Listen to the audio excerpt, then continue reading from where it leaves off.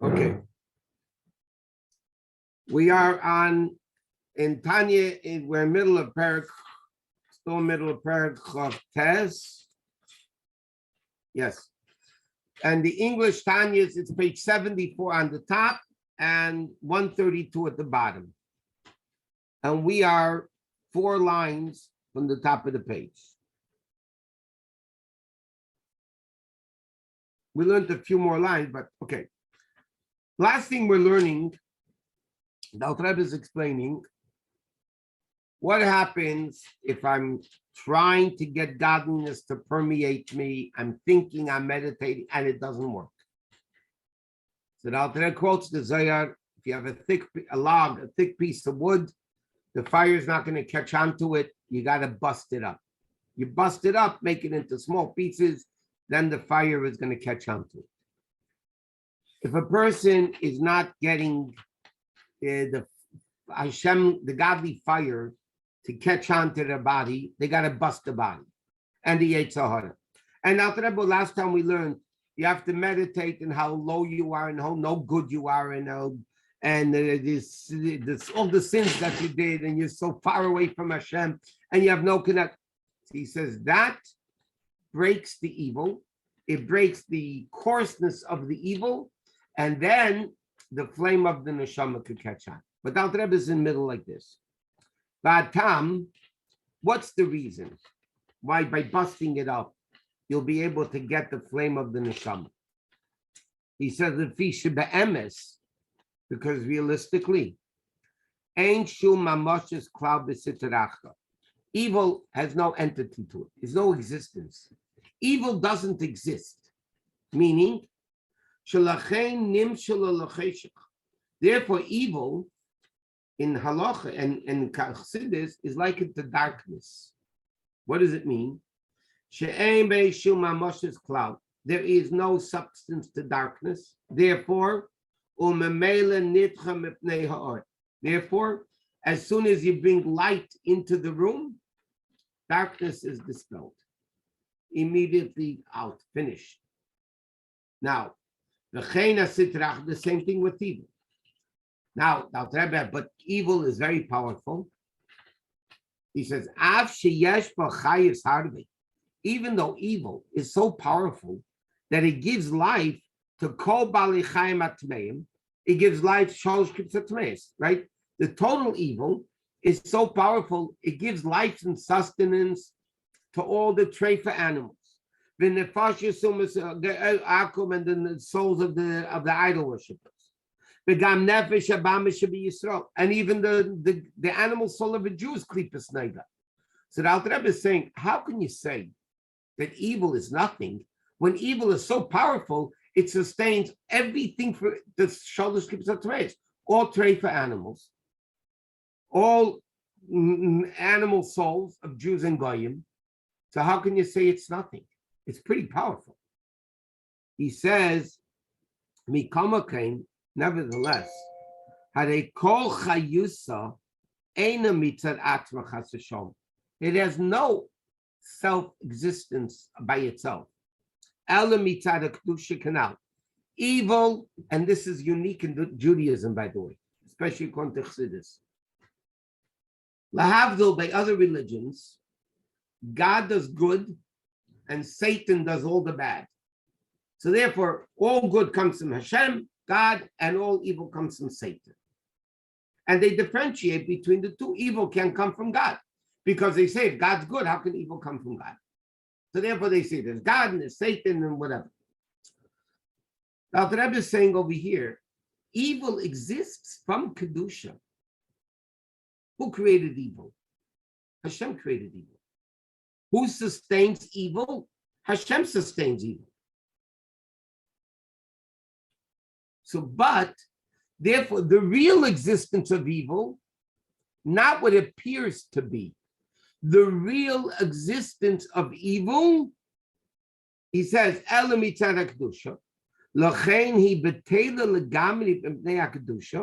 therefore, in reality, evil is completely subservient from Kedusha, just like darkness is completely subservient to light. The second you bring light into the room, darkness is dispelled, disseminates. Dissolves. Evil is bottled to kedusha, but it says like this: but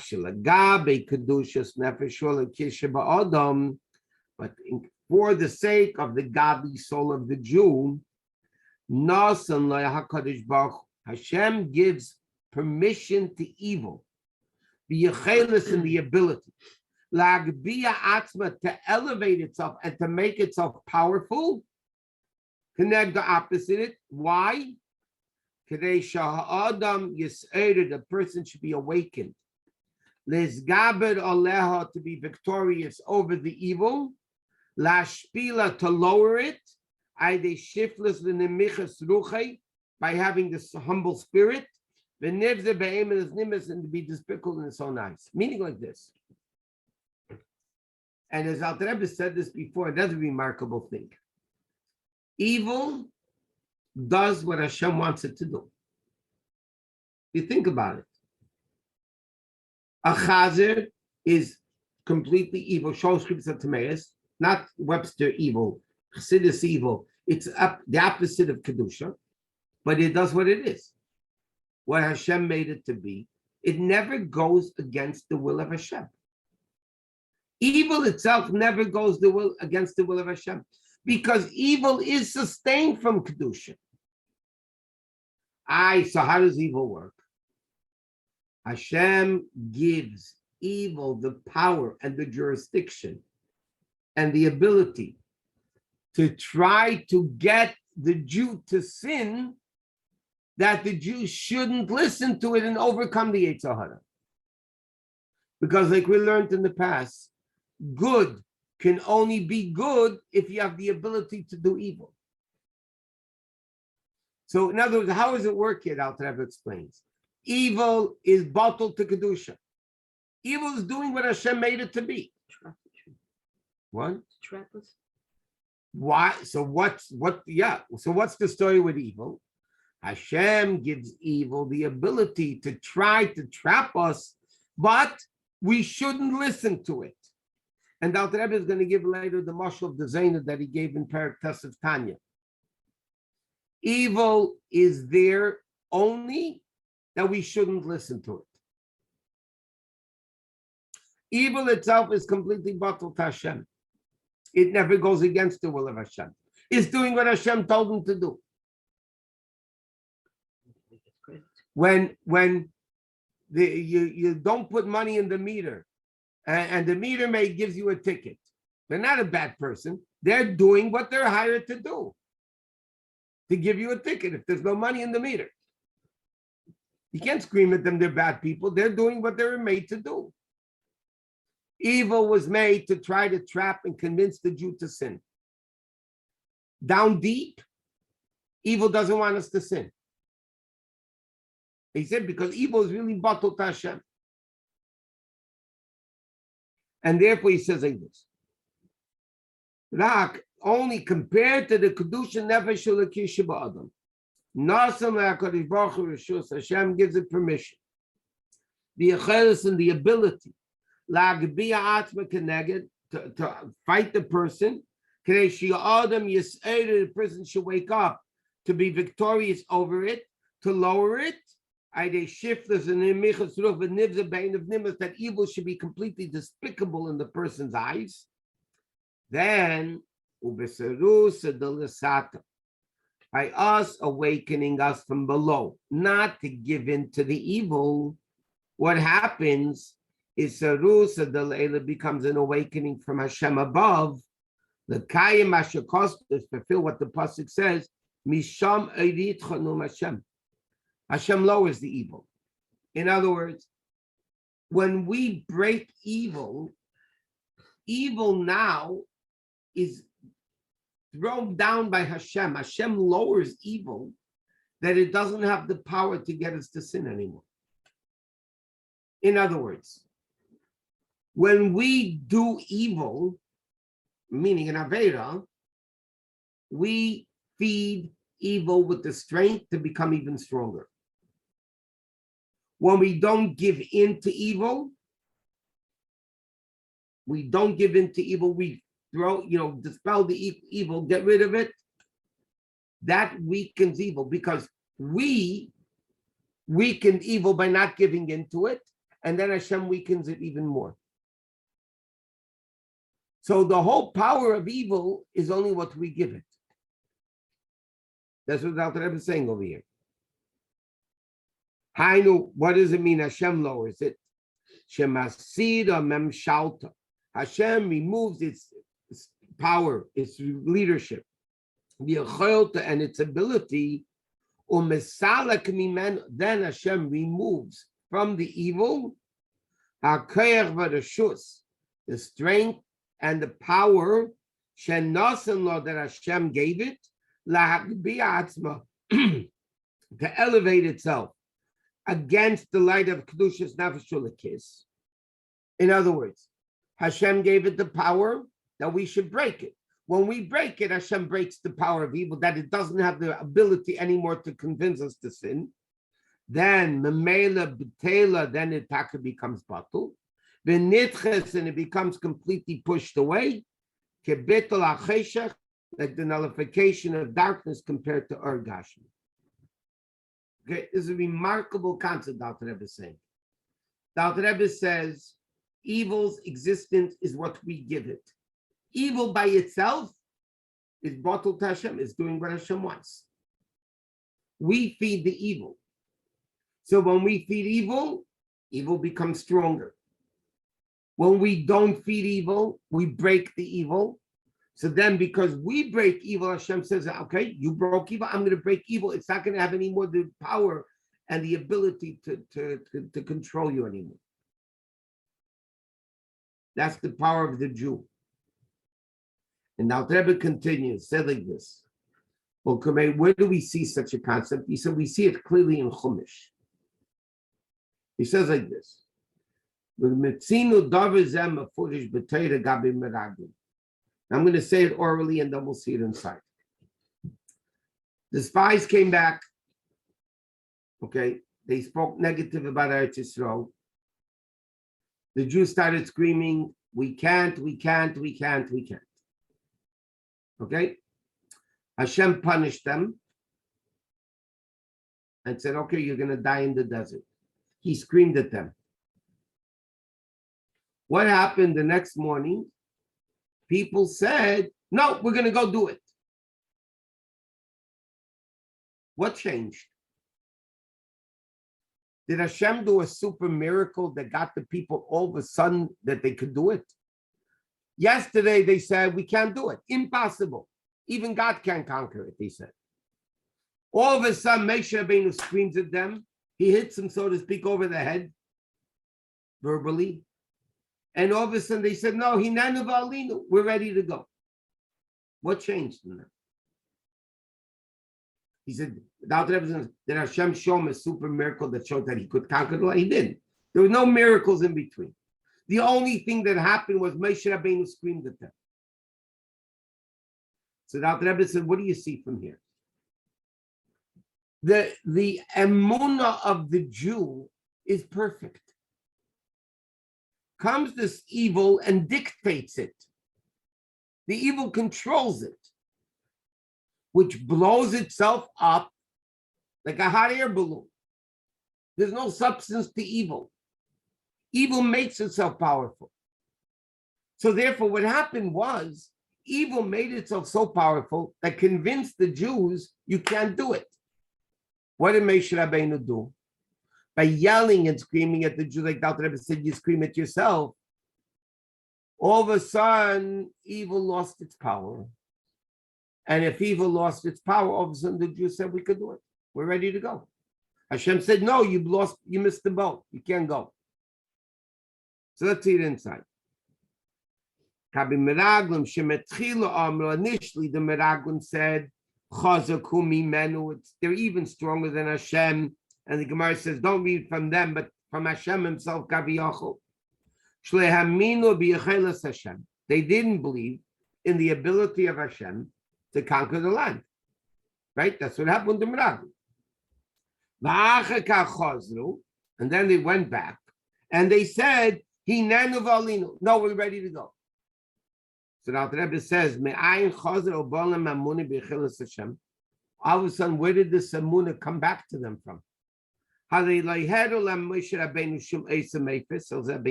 Rabbeinu never showed them a miracle that would impress them that all of a sudden Hashem could do it. So what happened? He says what happened. Moshe Rabbeinu said to the Yidden, the way God got angry at them. He swore, he's not going to bring them into Eretz Yisrael. He says, what happens if you scream at them? So what? He said, why would that screaming help?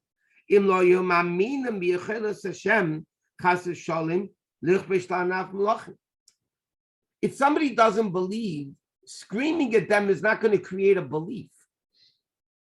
Now, the Rebbe is saying, how did Moshe Rabbeinu screaming at them accomplish anything? He didn't show them a miracle. If they didn't believe, screaming at them is not going to make them believe. Go to a person who says he doesn't believe and scream at him. What do you think all of a sudden he's going to believe? He says, because the Jews thought they didn't have the emunah that Hashem could conquer the Lamed out of 31 kings in the land of Canaan, and they didn't want to go in. So what changed? He says, Alavadai. Alter Rebbe explains it's remarkable. The Alter Rebbe said there's no question. Jews believe. What happened? The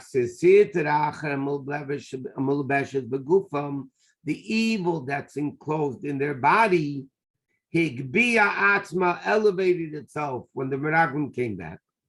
Over the kedusha of the godly soul, begasis ruach with haughtiness, it elevated itself. Illogical chutzpah. Evil has illogical chutzpah. He said, now the Rebbe is explaining what happened by the Meraglim. The Meraglim said they can't do it. Hashem's not going to be able to do it. He didn't show them any miracle. All he did was scream at them. And all of a sudden they said, okay, we're ready to go. What happened?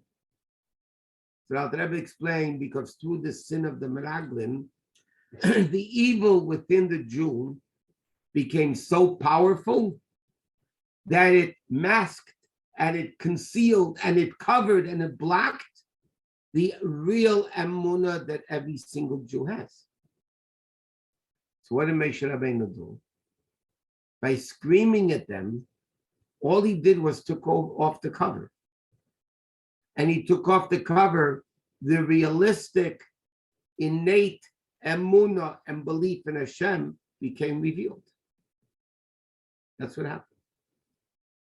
Similar to Rambam says, we learned many times, that the Gemara says you beat him up until he says I want to. He doesn't want to, you're beating him up. So the Rambam says, really, he does want to.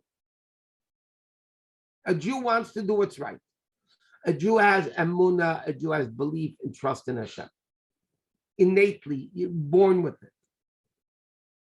It's inheritance from Avraham, Yitzchak, and Yaakov. Now, the Yetzer Hara gets in the way. The Yetzer Hara says, I don't want to do it. So when you beat him up, who are you beating him up? You're beating up the Yetzer Hara.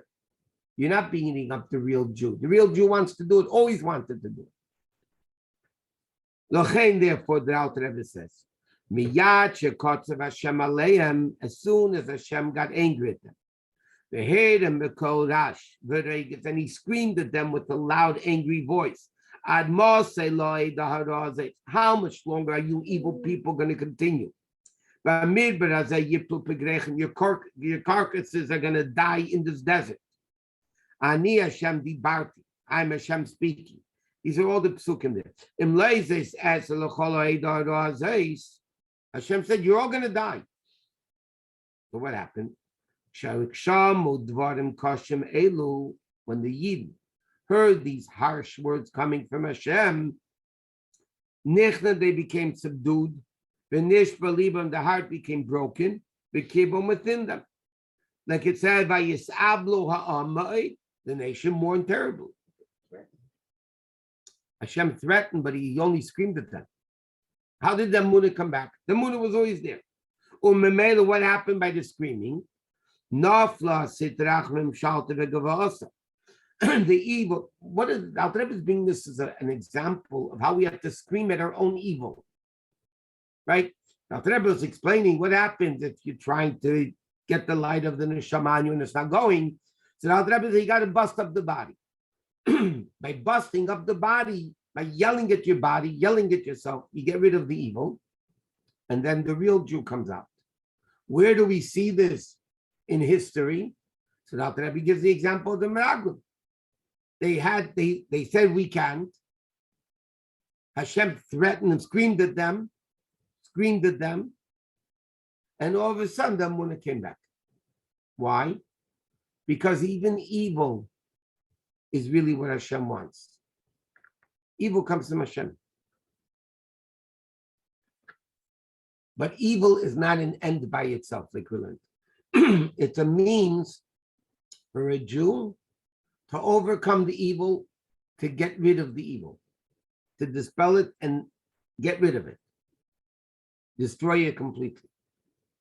That's what Hashem wants. And therefore, Yisrael Atzmam Hem Aminim, the Jews themselves are believers. From this story of the Meraglim, every Jew could learn whenever it enters the person's mind. Sveikas alamuna, doubt about faith in Hashem, you should know it's not coming from you. I mentioned in the past, somebody once came over to the Rebbe and said, I don't believe in God. He came to the Rebbe and said, Rebbe, I don't believe in God. You know what the Rebbe said to him? The fact that you say you don't believe in God doesn't take away from the fact that you do. You're hacking a Chinese, he said. Of course you believe in Hashem. Every Jew believes in Hashem. The fact that you say I'm not, that doesn't take away from the reality. The reality is you do believe in Hashem. You have the evil that's covering you. So you scream at it, you yell at it, you take an axe and chop it up a little bit. Then the real Emunah comes out. The real Yiddishkeit comes out. But the Yidden themselves, they're believers, the children of believers. Not only that, he says, even evil believes in Hashem. It's a revolutionary concept that evil is really good. Evil does what Hashem wants it to do. It gets its life from Hashem. Evil believes in Hashem. What's the story? It's given the permission and the authority to mix the person up, that he should get him with lies and trickery. Why? To get more reward. To get more reward. And now he brings down what he brought down at the end of Perek Tes. Like the analogy of a harlot, a zayn, a prostitute, that the king hired to test the morals of the son, the sheker umirma, with lies and thievery, the shus hamelech, with the permission of the king. What's the mashal of the zayna? We learned it before, all the way at the end of chapter 9. The Rebbe says over there,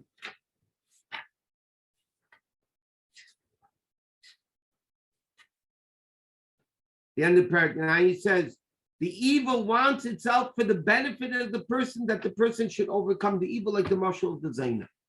What's the mashal of the harlot? A king wanted to test the morals of his child, of his son. He hired a zayna, harlot, to convince the son to sin. And the king said, I want to test his morals. I want you to do your best job of convincing him to sin. So the Zayah says like this. The father for sure doesn't want him to sin. The Zaina, knowing that it's the king's son, it's the prince, she also doesn't want him to sin.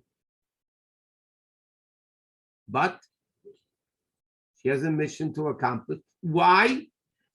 Not that the son should listen. She doesn't want the son to listen. If the son would listen, she would be upset. She's a harlot. She's kaviyachol evil. She's not really evil. Here, the purpose of the Zaina is to bring out the uniqueness and the greatness of the son. And therefore, she'll do the best. But not the king wants it to sin, not the harlot wants it to sin. But it's interesting, in the lessons of Tanya, which every word over there was edited by the Rebbe, they bring down another interesting point, though, that taking the mashal a step further, what happens, though, when this harlot hires another harlot, who hires another harlot, who hires another harlot? Now, the first Zaina heard it from the king, and she understood what the king really wants. As it goes down the line, the fifth or sixth Zaina didn't hear it from the king. So she Taka wants the boy to sin, but that's not what the king wants. The king doesn't want, and this is a remarkable concept. Periklam, it starts in a new beautiful concept also. But in Berachot Tes, the Rebbe is teaching us evil is bottled to Kedusha by itself. The only one that feeds it is us. We feed evil.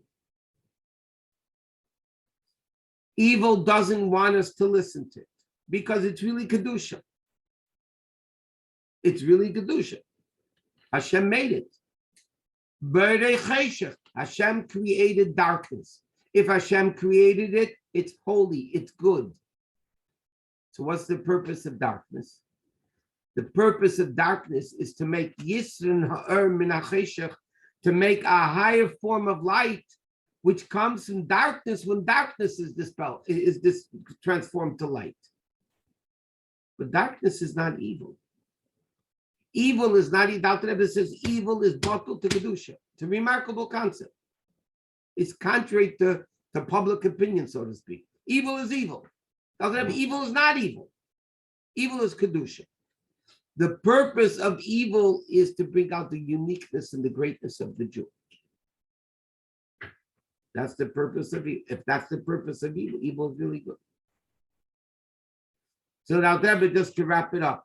So now Rebbe says, what happens when you're trying, and it's not working? Scream at you. Scream at yourself. Go to a mirror, scream at yourself how low and bad, nothing, you're worthless, terrible, hopeless, piece of garbage. Nobody else should hear it, just you in the mirror. And then you kill the evil, and automatically the essence of the Jew, the essence of the neshama, the emunah of the Jew becomes revealed, and you live happily ever after. Okay, don't forget to change your clock. This would say Shabbos an hour back. Mitzvah Shem Monday night, 8 o'clock, and Wednesday. Okay, 8 o'clock. Everybody have a good Shabbos, a good week.